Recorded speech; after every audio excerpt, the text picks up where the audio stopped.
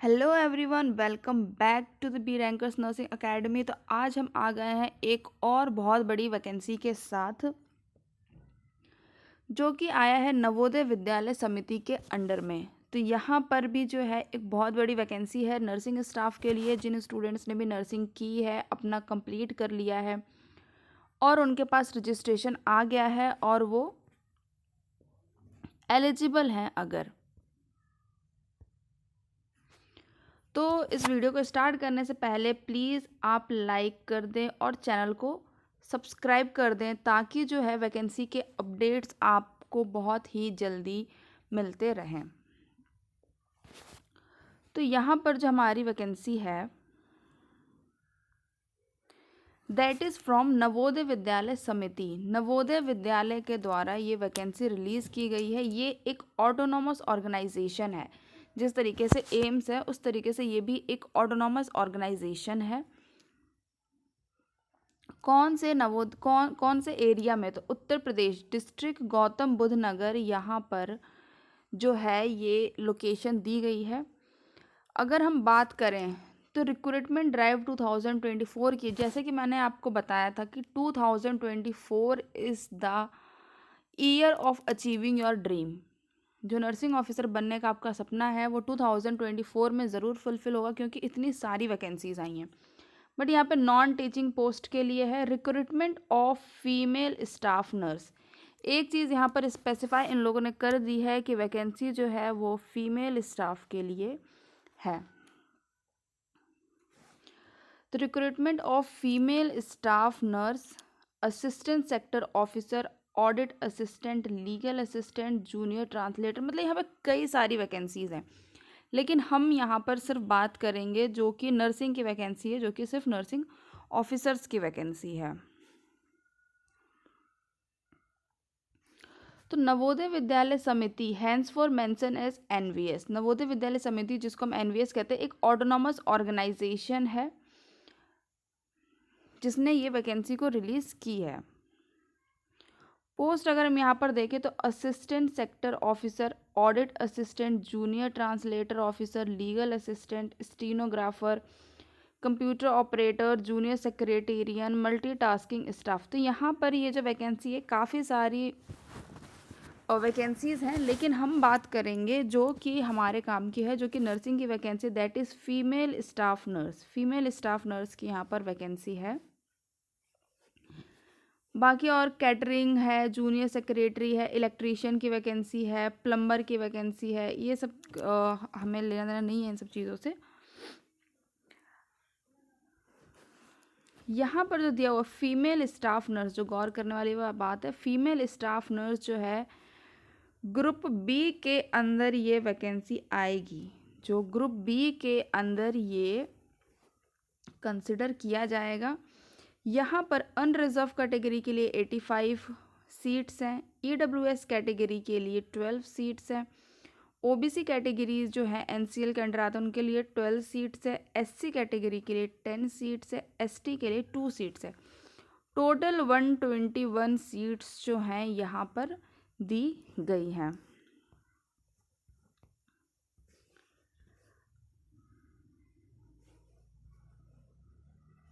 और यहाँ पर ये जो है ये बाकी जो कैटेगरीज हैं उनकी सीट्स दी गई हैं कि असिस्टेंट सेक्टर ऑफिसर में कितनी सीट है, ऑडिट के लिए ये सब कितनी सीट्स हैं।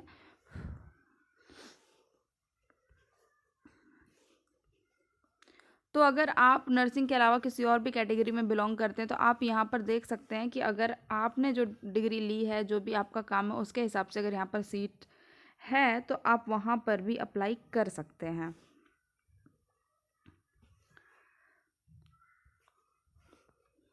नेक्स्ट जो है वो एलिजिबिलिटी क्राइटेरिया क्या रहेगा।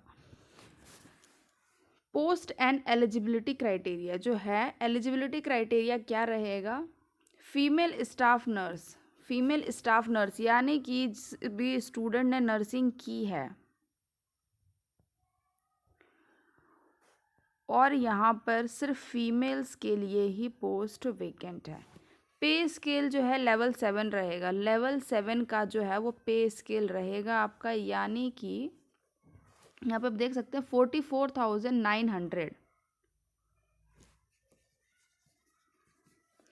से लेकर 1,42,400 तक जो है आपका पे मैट्रिक्स रहेगा। यानी कि यहाँ पर ये जो है ये आपकी बेसिक सैलरी है, ये जो है ये आपकी बेसिक सैलरी दी गई है। आपकी जो ओवरऑल बाकी सारे जो अलाउंसेस हैं, आपके जो बाकी सारे अलाउंसेस हैं, आपके अलाउंसेस मिला के एटलीस्ट आपकी 80,000 सैलरी होने वाली है यहाँ पर। ओके, तो ये भी एक बहुत खुशी की बात है कि यहाँ पर जो है आपकी सैलरी वो 80,000 होने वाली है सारे अलाउंसेस मिला के। नेक्स्ट अगर हम बात करें इसेंशियल क्वालिफिकेशंस की, बीएससी ऑनर्स होना चाहिए एक रिकॉग्नाइज्ड यूनिवर्सिटी से, मतलब कि आपके पास बीएससी नर्सिंग होना चाहिए रिकॉग्नाइज्ड यूनिवर्सिटी से। रेगुलर कोर्स होना चाहिए, रेगुलर कोर्स जो रेगुलर स्टूडेंट्स होते हैं जो रेगुलर कोर्स करते हैं, अटेंडिंग जो कोर्सेज होते हैं वहाँ से आपको बीएससी नर्सिंग कंप्लीट करनी है और एक रिकॉग्नाइज्ड स्कूल जो है इंस्टीट्यूट है वहाँ से आपको कंप्लीट करना है। अगर क्या हुआ, अगर आपके पास बीएससी नर्सिंग नहीं है तो आपके पास अगर पोस्ट बेसिक बीएससी नर्सिंग है तो भी आप अप्लाई कर सकते हैं। आपको रजिस्टर होना है as a registered nurse and registered midwife state nursing council में। 2.5 year experience of 50 bedded hospital. यहाँ पर एक्सपीरियंस नॉर्सेट और बाकी कंपैरिजन में थोड़ा ज़्यादा मांगा गया है। 2.5 ईयर का एक्सपीरियंस आपको चाहिए, वो भी 50 बेडेड हॉस्पिटल में। अगर आपने किसी 50 बेडेड हॉस्पिटल में 2.5 साल काम किया है और आप पोस्ट बेसिक हैं तो आप यहाँ पर अप्लाई कर सकते हैं। मतलब कि अगर आपके पास एक्सपीरियंस नहीं, अगर आपने बीएससी कर रखी है तो आपको एक्सपीरियंस की ज़रूरत नहीं है, लेकिन अगर आपने पोस्ट बेसिक बीएससी नर्सिंग की हुई है और आप रजिस्टर्ड हैं तो यहाँ पर आपको 2.5 साल का एक्सपीरियंस चाहिए 50 बेडेड हॉस्पिटल में। बाकी ये सारे अदर वैकेंसीज़ हैं जो कि आप चेक कर सकते हैं। और जूनियर सेक्रेटरी असिस्टेंट बाकी सब लोगों की वैकेंसीज़ हैं।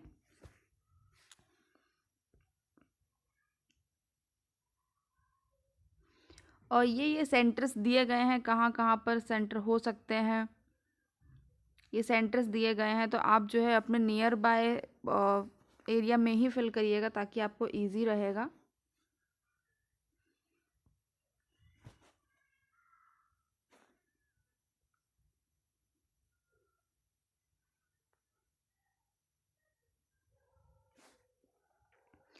अब यहाँ पे अगर हम देख लें तो एग्ज़ाम में क्या आने वाला है, क्या टाइमिंग रहने वाली है, वो यहाँ पर दी गई हैं। Scheme of examination for the post of female staff nurse. तो क्या क्या रहेगा वहाँ पर, पार्ट 1 में रहेगी आपकी रीजनिंग आएगी जो कि 15 नंबर का है, 15 मार्क्स के होंगे। पार्ट 2 में आपकी जनरल नॉलेज आएगी जो कि 15 नंबर का है, 15 क्वेश्चंस रहेंगे। पार्ट 3 में आपका इंग्लिश एंड और कुछ ऐसे सब्जेक्ट्स आएंगे जो कि आपके 20 नंबर के रहेंगे और 20 क्वेश्चंस आएंगे।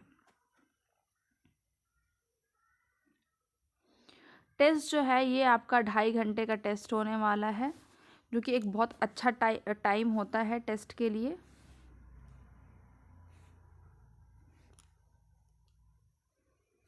और बाकी जो है सब्जेक्ट नॉलेज, यानी कि नर्सिंग से रिलेटेड जो है वो आपके 70 मार्क्स के क्वेश्चन रहेंगे। बाकी जो है जैसा कि यहाँ पर हमें दिया गया है, रीजनिंग जो रहेगी वो 15 नंबर की रहेगी, जनरल नॉलेज जो रहेगी वो भी आपकी 15 नंबर की रहेगी, और जो आपका है इंग्लिश वो रहेगा आपका 20 नंबर का। ओके, तो ये आपकी जो रहेंगी चीज़ें 50 नंबर की रहेगी। और नर्सिंग से रिलेटेड जो चीज़ रहेगी वो जो सब क्वेश्चंस रहेंगे वो 70 मार्क्स के रहेंगे। मतलब कि 120 क्वेश्चंस आएंगे और आपको 2.5 घंटे दिए जाएंगे। एक बार और इसको समझ लीजिए क्या क्या आने वाला है एग्ज़ाम में। रीजनिंग आएगी 15 नंबर की, जनरल नॉलेज आएगी 15 नंबर की और इंग्लिश आएगी 15 नंबर की। तो ये हो गए आपके 50, इंग्लिश आएगी 20 नंबर की, और 70 नंबर के जैसे कि यहाँ पर दिया हुआ है, ये देखिए सब्जेक्ट नॉलेज जो है वो 70 नंबर का रहेगा। टोटल टेस्ट जो है वो 120 नंबर का रहेगा और 120 क्वेश्चंस आएंगे और आपको 2.5 आवर्स मिलेंगे। तो इस तरीके से जो है एग्ज़ाम का क्राइटेरिया रहने वाला है। नेक्स्ट जो है ये बाकी सारे और डिटेल्स दी गई हैं। उसके बाद आपको जो है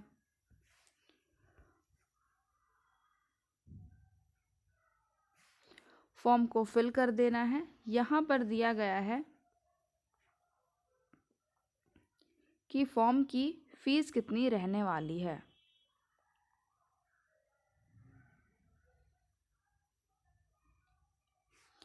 तो यहाँ पर आप देखेंगे no application fees is required for the candidate belongs to SC ST and PWBD category.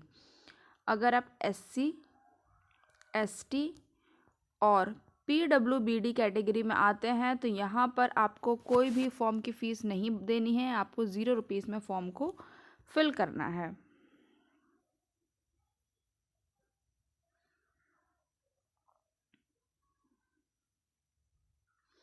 लेकिन अगर आप जनरल EWS और OBC कैटेगरी के अंदर आते हैं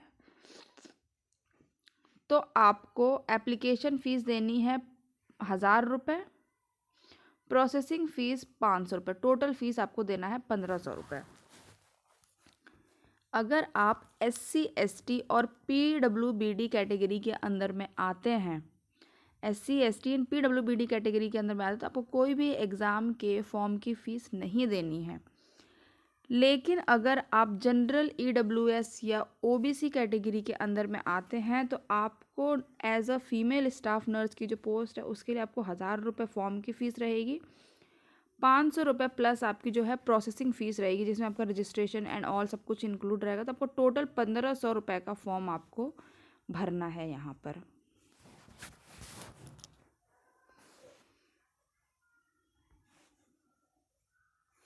बाकी ये सारी चीज़ें हैं जो कि फॉर्म्स होते हैं, ये हमें गवर्नमेंट के अंडर में फॉलो करने होते हैं, जो कि ये आपका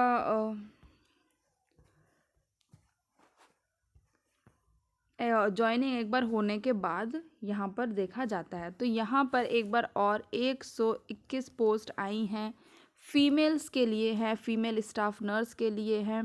तो आप जाइए और अप्लाई करिए। और अगर आपको वीडियो से थोड़ी बहुत भी हेल्प मिलती है तो please like share and subscribe the channel. Like और शेयर करें वीडियो को and please subscribe the channel. Thank you.